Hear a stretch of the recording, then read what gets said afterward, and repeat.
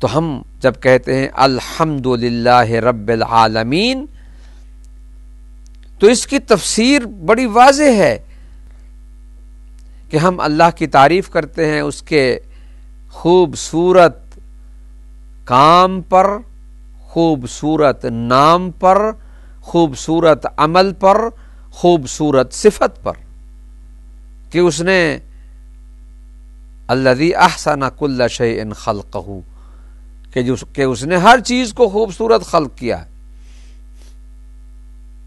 انا خلقنا الانسان فی احسن تقویم، کہ ہم نے انسان کو پیدا کیا خوبصورت بنیاد میں، خوبصورت شکل میں، خوبصورت ترتیب میں، خوبصورت ترکیب میں، خوبصورت نظام کے ساتھ۔ تو یہاں پر خوبصورت بنیادوں کے ساتھ انسان کی خلقت کا تصور جب ہم کرتے ہیں تو ہمیں اللہ کے خوبصورت ہونے کا یقین ہو جاتا ہے، ہم اس پر ایمان لے آتے ہیں۔ یعنی اللہ رحمان ہے، رحیم ہے، تو اس نے ہمیں اپنے وجود کی طرف متوجہ کرتے ہوئے اپنی حمد کا سلیقہ، طریقہ بتایا ہے۔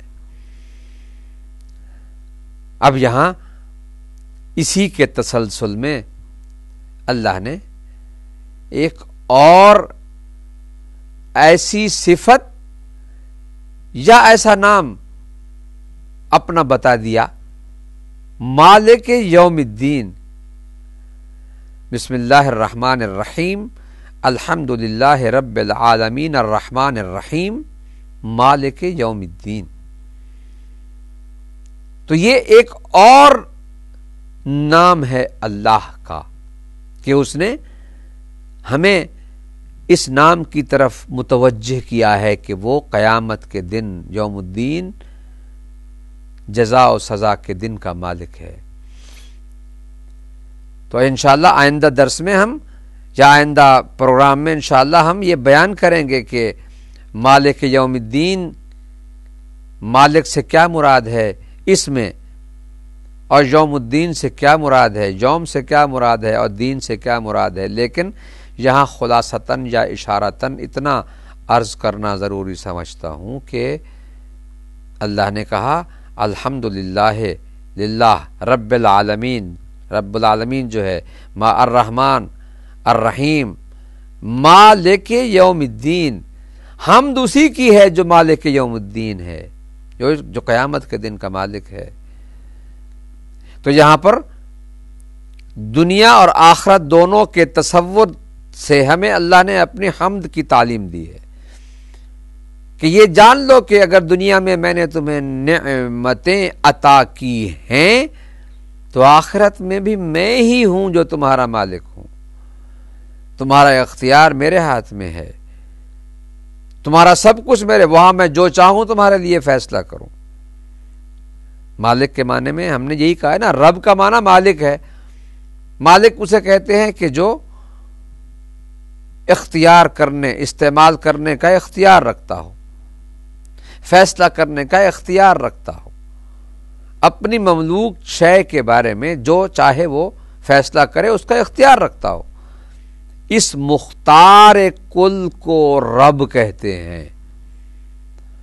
حقیقی معنی میں رب کا اختصاص اللہ سے اس لیے ہے کہ کوئی شخص کسی چیز کی حقیقی ملکیت نہیں رکھتا ہے، اور اگر رکھتا بھی ہے تو وہ بھی اللہ سے وابستہ ہونے کے حوالے سے۔ روح اللہ کی ملکیت میں ہے، یہ ہاتھ میری ملکیت ہے، مگر میں ان کا مالک ہوں، حقیقی معنی میں مالک ہوں، مگر میرے اپنے وجود کا مالک اللہ ہے۔ وہ اس لیے رب العالمین ہے۔ اس لیے ہم کسی غیر اللہ کو رب نہیں کہہ سکتے ہیں، کیونکہ حقیقی معنی میں ملکیت اس رب کی ہے جو مالک یوم الدین ہے۔ مجازی معنی میں رب بھی کہہ سکتے ہیں، خالق بھی کہہ سکتے ہیں، خود قرآن میں موجود ہے، لیکن حقیقی معنی میں مالکیت اللہ کے لیے ہے۔ اور ربوبیت کا تصور جو معصومین علیہم السلام نے ہمیں دیا ہے، اس کی روشنی میں اگر ہم دیکھیں تو مسئلہ اور واضح ہو جاتا ہے. اس لیے کہ اللہ تعالی بے نیاز ہے، غنی ہے. کس چیز میں غنی ہے؟ اپنے وجود میں کسی کا محتاج نہیں. ہم اپنے وجود میں بھی اللہ کے محتاج ہیں.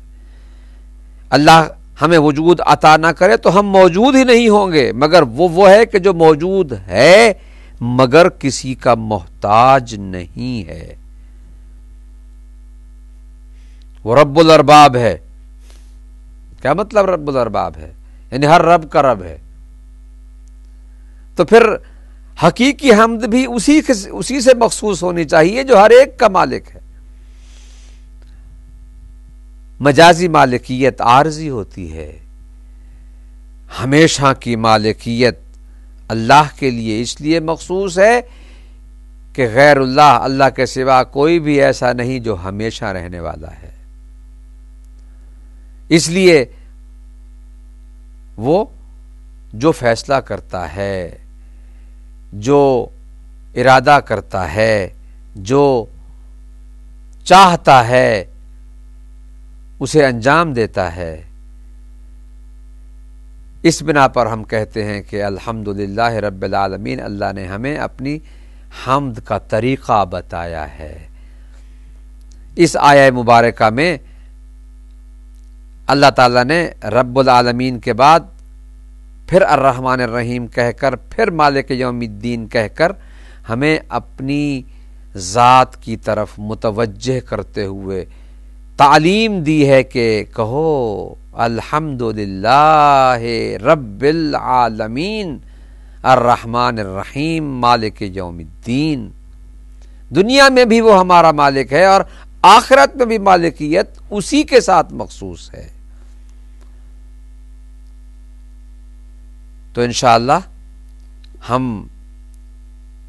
آئندہ پروگرام میں مالک یوم الدین کے متعلق مزید کچھ مطالب عرض کرنے کی کوشش کریں گے تاکہ ہم اس کلام الہی سے جس قدر ہو سکے استفادہ کریں کہ یہ ذالک الکتاب لا ریب فیہ ھدی للمتقین، یہ ہمارے لیے کتاب رہنما ہے، کتاب ہدایت ہے. اس سے ہم ہدایت و رہنمائی پائیں. انشاءاللہ اس کے ایک ایک لفظ سے ہم ہدایت پائیں گے جو کہ ہر مسلمان کا فریضہ ہے. قرآن پڑھیے، اس پر غور کیجئے اور سمجھیے اور اس پر عمل کیجئے. اگر یہ کر لیں تو یقیناً اس قرآن کی عظمتیں ہمارے وجود میں اور ہماری زندگی میں آثار پیدا کر سکتی ہیں. انشاءاللہ آئندہ بیان میں مالک یوم الدین سے ہم اپنی اس سلسلہ گفتگو کو آگے بڑھائیں گے انشاءاللہ. والسلام علیکم ورحمۃ اللہ وبرکاتہ.